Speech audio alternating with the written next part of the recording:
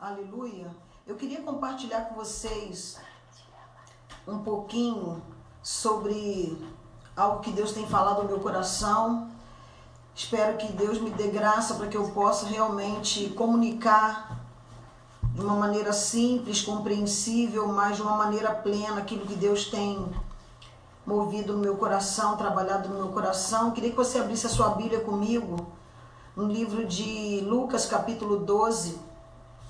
Queremos que você esteja compartilhando essa live, enviando para as pessoas, para que a gente possa estar compartilhando a palavra, para que possamos estar sendo edificados na presença do Senhor. Amém, queridos? Abra sua Bíblia no livro de Lucas, capítulo de número 12. O livro de Lucas está no Novo Testamento, é o terceiro livro. Eu gostaria de ler 3 versículos nesse livro.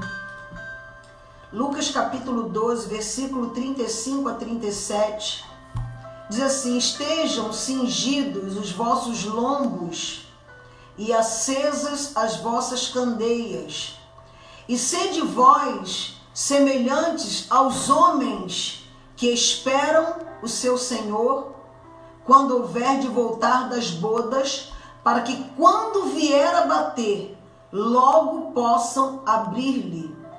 Bem-aventurados aqueles servos, os quais, quando o Senhor vier, achar vigiando. Em verdade vos digo que se cingirá e os fará sentar à mesa, e chegando-se os servirá. Essa palavra tem realmente impactado o meu coração. Eu tenho debruçado sobre essa palavra e o Senhor tem ministrado um pouco, algumas coisas. Ele fala que devemos estar cingindo os nossos lombos com a verdade e acesa a nossa candeia, a nossa lâmpada.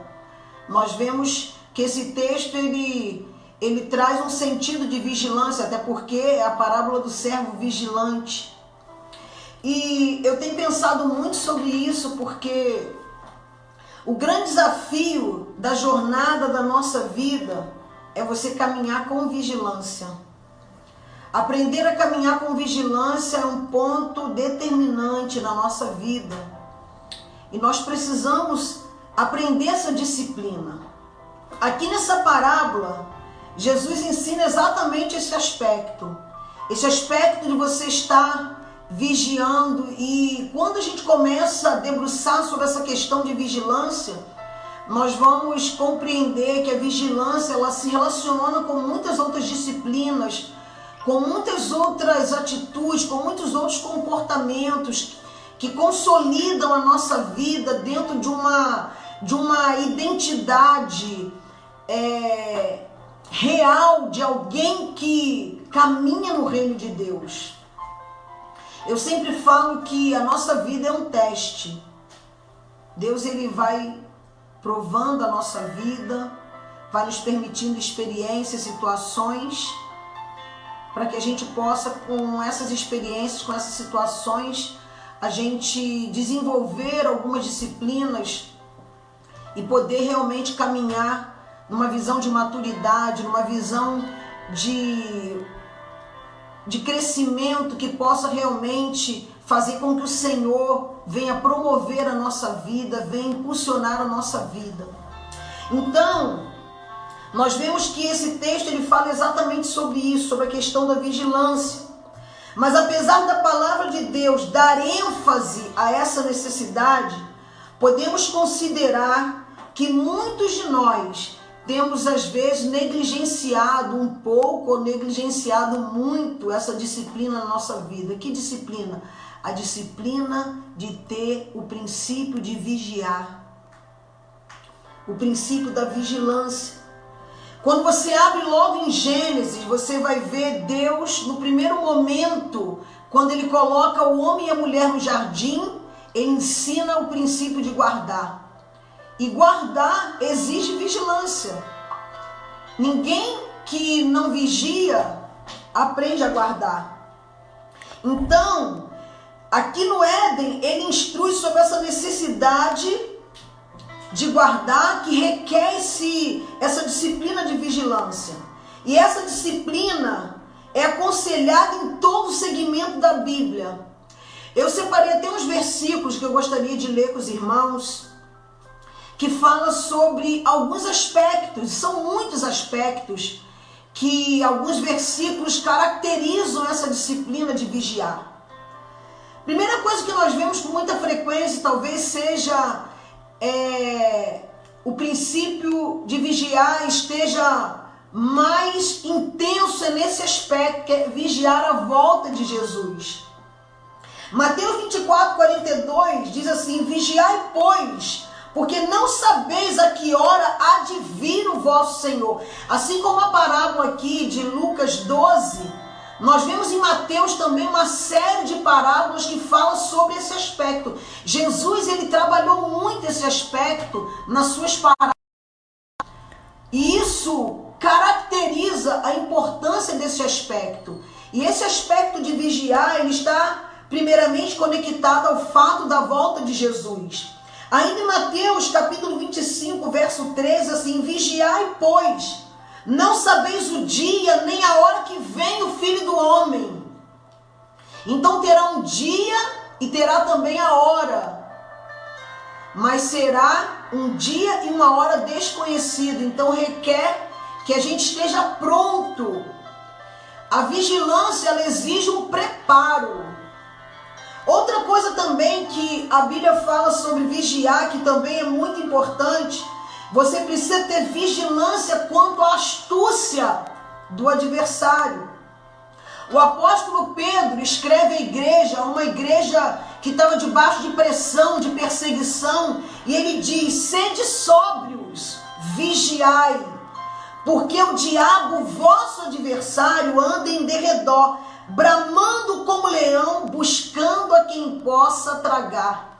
Nós já falamos algumas vezes que esse versículo dá um sentido de que o diabo, ele estuda a nossa vida e ele busca uma oportunidade para que ele possa investir contra a nossa vida. Então você vê que a vigilância em relação ao adversário, a sua astúcia, ao seu modo operante, requer uma certa vigilância. Outra questão também importante em relação à vigilância é quanto às palavras. Provérbios diz: a morte e a vida estão no poder da língua. Então, o sábio diz que o que eu falo, e a Bíblia é muito clara quando diz que a minha palavra tem um poder para criar. Nós somos orientados a liberar palavras que podem chamar coisas que não existem à existência. Mas o sábio, ele dá um alerta. E eu acredito que esse texto, ele tem uma conotação de vigilância, porque ele diz: a morte e a vida estão no poder da língua. E aquele que a ama, que ama as suas palavras, que ama usar a língua, comerá do seu fruto. É claro que todos nós pensamos em ter um bom final. É claro que todos nós desejamos produzir vida com as nossas palavras. Mas o sábio diz que a morte e a vida estão no poder da língua. Então há essa necessidade de vigiar o que nós falamos. O apóstolo Tiago, ele escreve sobre o falar, ele diz que o homem que tem perícia nas palavras, o homem que é maduro nas palavras, o homem que não tropeça, que não fala palavras que não deveriam ser faladas, ele é considerado um homem maduro. Então a nossa maturidade é medida pelas palavras. Então, dentro desse contexto de vigilância, as palavras também é algo que requer uma certa vigilância, tendo em vista o efeito que elas podem trazer a nossa vida e a vida das pessoas. Outra coisa que o sábio diz em Provérbios 4:23, ele diz assim: sobre tudo que se deve guardar, guarda o teu coração, porque dele procedem as fontes da vida. Lá no Éden, ele fala para o homem guardar e lavrar o jardim, ele está falando: tome conta, vigie, preserve. A vigilância, ela traz uma preservação preservação. E o sábio fala: guarda o teu coração, preserva o teu coração, vigia, cuida do teu coração, porque dele procedem as saídas da vida. O coração fala das minhas emoções, fala da minha vontade, fala da minha mente, fala dos meus pensamentos.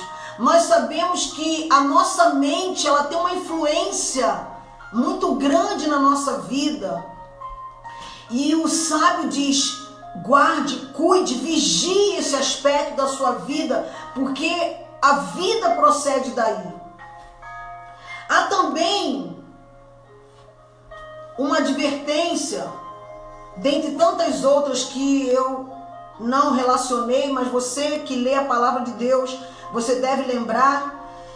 A vigilância também em relação às más companhias. O apóstolo Paulo escreve à igreja de Corinto e diz: não vos enganeis. As más conversações, ou em outras versões, as más companhias corrompem os bons costumes. O que é isso? É algo que Deus já construiu em você. Dependendo do tipo de companhia, de conversa que você se relaciona, esse algo que Deus construiu em você pode se perder. Nós estamos vivendo em dias que nós precisamos vigiar. O Senhor fala assim: guarda o que tem para que ninguém tome a tua coroa. Ele está falando: vigia a sua coroa. Ele diz: eis que cedo venho. Mais uma vez nós estamos voltando ao sentido de vigiar a volta do Senhor. Ele fala: eis que cedo venho, guarda o que tens, para que ninguém tome a tua coroa. Então guardar, vigiar, é uma disciplina essencial na nossa vida, que nós vamos precisar trabalhar na nossa vida, em toda a nossa jornada, em toda a nossa caminhada. Nunca poderemos baixar a guarda da vigilância.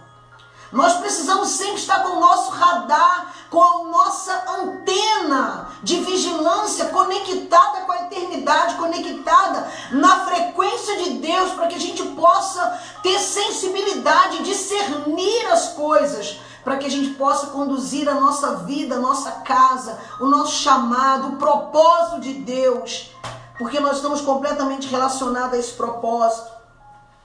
E eu vou te dizer, o propósito do inimigo é tornar a nossa vida rotineira. Ele quer tornar a nossa vida, quer que a nossa vida seja uma vida comum, sem nenhuma preocupação espiritual. O propósito dele é que a gente tenha uma vida desatenta, uma vida indiferente aos propósitos de Deus, aos planos de Deus. E nós precisamos ter essa sensibilidade, essa percepção. Precisamos perceber. Há muito tempo nós temos falado sobre buscar conhecer o coração de Deus. Buscar conhecer o propósito do Senhor. Existem muitos versículos que nós pronunciamos, que nós falamos, mas nós não permitimos que essa verdade ela entre na nossa vida, materializando o entendimento, uma compreensão que venha culminar numa conduta, numa caminhada diferenciada. Eu queria ler com você ainda o livro de Mateus. Nós vamos ler um pouquinho a palavra de Deus. Mateus capítulo 7.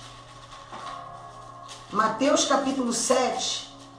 Eu queria ler versículos 24 a 27, diz assim: todo aquele, pois, que escuta estas minhas palavras e as pratica, assemelhá-lo-ei ao homem prudente, que edificou a sua casa sobre a rocha. É evidente que a prudência e a vigilância têm uma relação íntima. Ninguém é prudente se não for vigilante. A vigilância é uma evidência de uma pessoa prudente, porque o prudente vigia. E aqui está falando sobre essa prudência, essa vigilância em escutar a palavra e praticar. E ele diz: e desceu a chuva, e correram rios, e assopraram ventos, e combateram aquela casa, e não caiu, porque estava edificada sobre a rocha. E aquele que ouve estas minhas palavras e as cumpre, compará-lo-ei ao homem insensato que edificou a sua casa sobre areia. E desceu a chuva, e correram rios, e assopraram ventos, e combateram aquela casa, e caiu, e foi grande a sua queda. Mais uma vez, esse texto ele tem um sentido de um evento acontecendo de maneira inesperada. Diz que desceu a chuva e correram rios e assopraram ventos e veio contra o ímpeto daquela casa. Então, nós vemos aqui mais uma vez um texto que ele caracteriza esse aspecto de vigilância, de prudência, mas também esse aspecto de um evento inesperado. Nós estamos vivendo um momento que não era um momento esperado. Talvez podemos dizer que a nossa casa, a chuva veio de repente, o vento veio de repente. E o impacto dessa situação, o impacto dessa questão que nós estamos vivenciando, essa questão desafiadora, porque tem sido desafiador para todos os segmentos. Todos os segmentos sociais estão tendo que se reinventar para poder passar por esse tempo sem que sofra danos, sofra perdas. Para que ao final dessa situação o resultado não seja um resultado ruim. E não é diferente com os filhos de Deus. Amados, no processo de Deus em nossa vida, há uma série de aspectos que precisam de uma certa atenção para alcançarmos o resultado que desejamos. Esse texto de Mateus não foge à importância da vigilância, pois uma pessoa prudente busca segurança.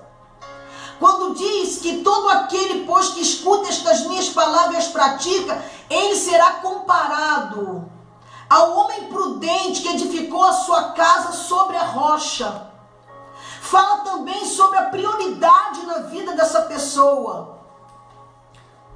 E desceu a chuva, e correram rios, sopraram ventos. Eu lembro de uma história, de um congresso que fui, e uma irmã estava contando da experiência de uma obra na casa dela, e que ela achava que a obra estava tão lenta, estava naquele período de cavar as sapatas, fazer o alicerce. E ela disse que sentou vários dias ali, via aqueles homens fazerem aqueles buracos enormes, preparando aquelas ferragens. Era um tempo trabalhoso, era um tempo desafiador, mas era um tempo essencial, era um tempo fundamental. Nós temos, no longo da nossa caminhada, o Senhor, Ele colocou muitas coisas em nós, através de discipulado, através de mensagens, através de momentos na casa do Senhor, de ensino, de compartilhar. E tudo isso é essencial para que nesse tempo a nossa vida permaneça firme. Podemos considerar que esse texto de Mateus sugere que a nossa vida pode ser marcada por eventos inesperados, onde precisamos estar preparados para lidar com essas situações. Podem ser momentos desafiadores como esse que estamos vivendo agora. Porém, a Bíblia diz que todas as coisas cooperam juntamente para o bem daqueles que amam a Deus e que são chamados segundo o seu propósito. Então eu compreendo que se essa situação chegou na nossa vida e eu sou uma pessoa cujo Deus que eu sirvo, Ele tem um propósito na minha vida, a palavra de Deus diz que tudo isso coopera para o meu bem. Há um trabalhar de Deus nesse aspecto. Há algo que Deus quer realizar, algo que Deus quer fazer. E nós precisamos estar sempre prontos para corresponder, para responder de forma positiva ao Senhor. E nós precisamos saber administrar esse tempo, precisamos saber lidar com esse tempo. Precisamos principalmente administrar de maneira adequada o nosso tempo. Deus sabe quem nós somos, Ele nos conhece. Ele sabe o que nós precisamos.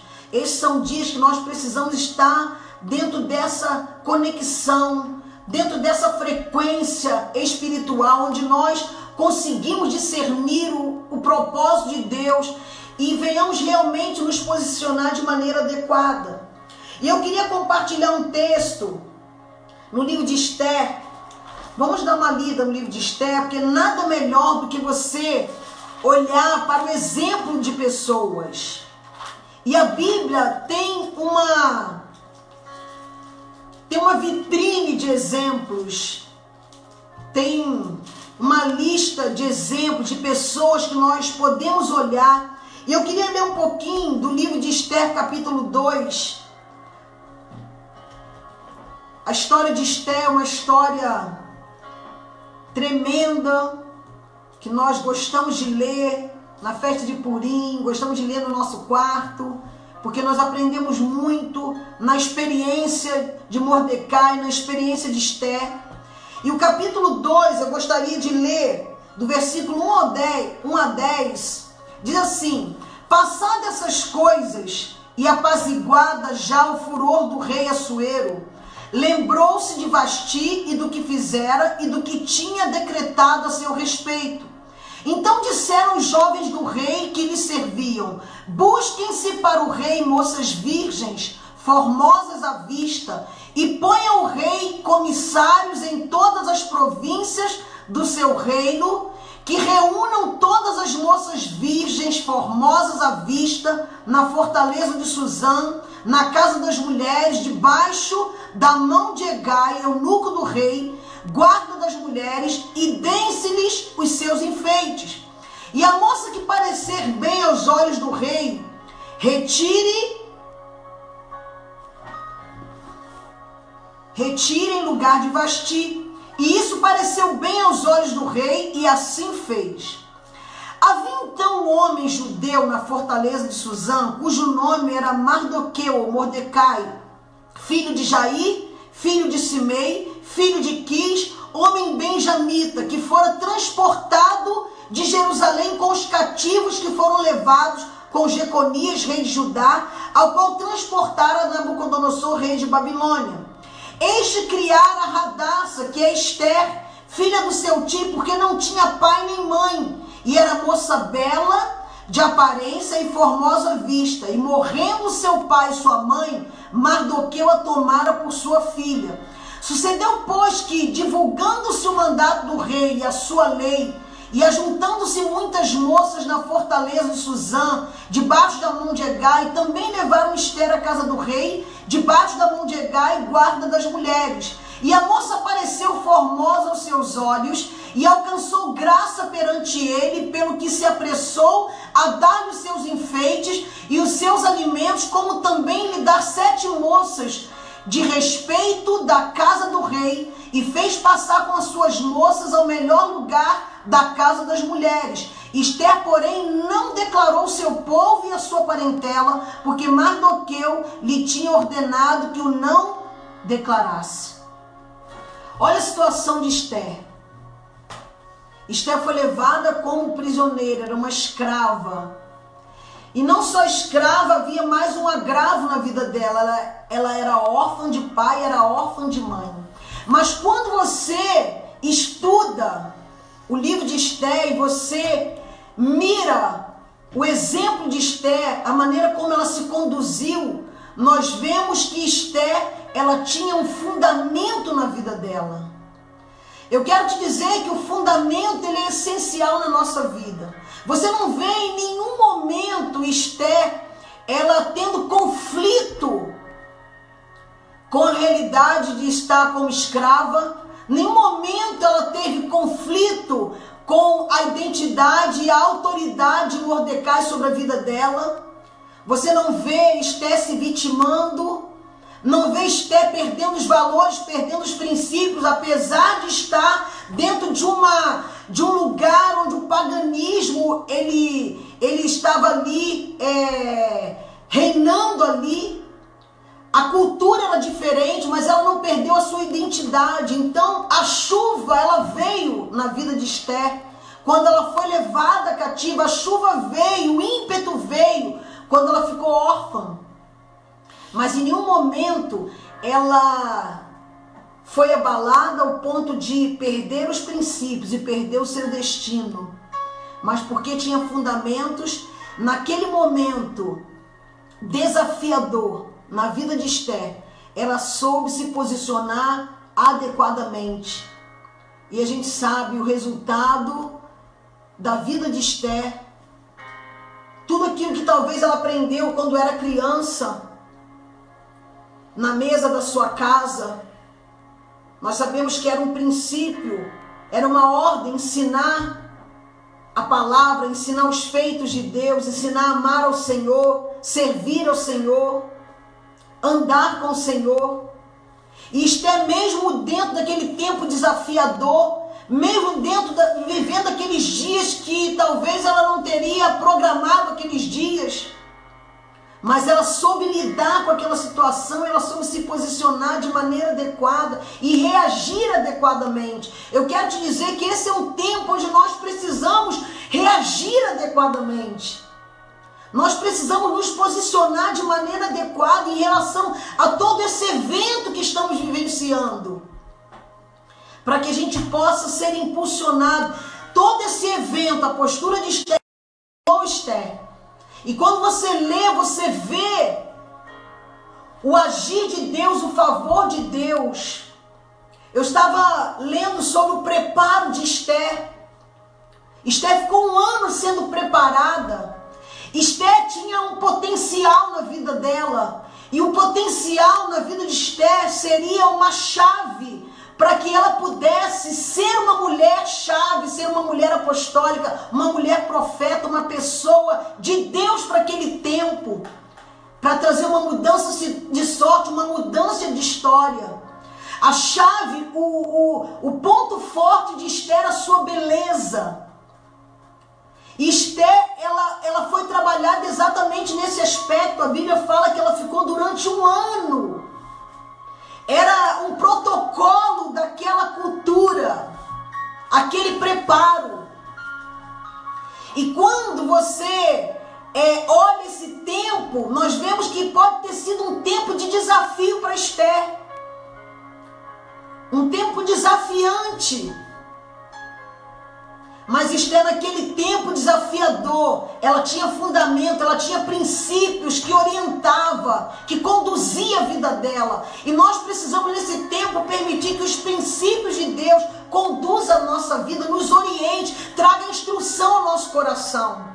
E que a gente saiba administrar tudo isso de uma maneira que lá na frente a gente se aproxime um pouco mais do propósito que Deus tem para nós. Como lemos em Coríntios, que todas as coisas cooperam para o bem daqueles que amam a Deus, chamados segundo o seu propósito. Se Deus tem um propósito na nossa vida, nós precisamos ser impulsionados nesse tempo para mais perto desse propósito, como Esther. Outro texto interessante está no livro de Neemias, capítulo de número 1. Depois você lê Neemias capítulo 1. A Bíblia fala que Neemias também estava vivendo dentro desse contexto como prisioneiro, mas talvez dentro de uma zona de conforto, porque era copeiro do rei. Mas um dia, talvez Neemias acordou aquele dia, estava tudo tranquilo, tudo correndo dentro daquela rotina, dentro daquele propósito diário. As coisas estavam fluindo adequadamente, mas ele teve um encontro inesperado e recebeu um relatório inesperado. E aquele relatório trouxe um peso ao coração de Neemias. Mas Neemias também tinha fundamento na vida dele. E o ímpeto daquela notícia não pôde derrubar Neemias, mas impulsionou Neemias. Então as notícias, elas precisam nos conduzir para mais perto do propósito. Isso acontece quando nós temos princípios, quando temos fundamento. Quando você lê o livro de Neemias, você vai ver que Neemias conseguiu fazer em 52 dias o que outras pessoas não conseguiram fazer em anos. Porque também foi um homem apostólico, foi um homem chave, que no tempo do desafio, quando foi desafiado diante daquela realidade, ele soube se posicionar e cumprir o seu propósito. Como diz a Bíblia, todas as coisas colaboram para o bem daqueles que amam a Deus. Eu creio que Esté e que Neemias amavam a Deus. Quando Neemias ele se coloca diante de Deus, nós vemos no livro de Esté mobilizando jejum, mobilizando oração, Esté dando passos de fé, Esté usando princípios, fundamentos do reino de Deus. Nós vemos no livro de Esté a mão de Deus, o agir de Deus, o favor de Deus trabalhando, cooperando para o bem de Esté de Mordecai. Já no livro de Neemias, ele teve aquela liberdade de entrar na presença de Deus. E quando você vê Neemias orando, você vê Neemias tomando propriedade de verdades, de promessas que fundamentavam a sua vida. E aquelas promessas foram a base para Neemias naquele dia desafiador. E nós precisamos nesse tempo ter essa base, ter esse fundamento, estar firmados na promessa. Então que nesse tempo, na nossa vida, seja ativado toda a verdade que nós recebemos em todo o curso da nossa história cristã. Que essas verdades sejam ativadas, sejam despertadas. Tudo aquilo que está adormecido na nossa vida seja despertado nesse tempo. Paulo escreve à igreja: desperta tu que dormes, levanta e Cristo te iluminará. Queridos, esse é um tempo que eu quero te dar um conselho. E a Bíblia também fala sobre conselho. Conselho é importante. Talvez muita coisa que você aprendeu na casa do Senhor, no café de comunhão, quando nós ensinávamos a palavra, quando nós, nos cultos de mulheres, nos cultos de quarta-feira, de domingo, nas reuniões nos lares, no Shabá, quanta coisa nós conhecemos, recebemos, quanto fundamento foi colocado na nossa vida. E hoje nós estamos dentro desse tempo desafiador. E precisamos passar por esse tempo debaixo de vigilância. Então vigie a sua casa, vigie o seu dia a dia, vigie suas palavras, vigie como você tem administrado o seu tempo. Aproveite para esse tempo se aproximar do Senhor e esteja preparado para aquilo que Deus está por fazer, para que o Senhor possa completar a obra dele na nossa vida.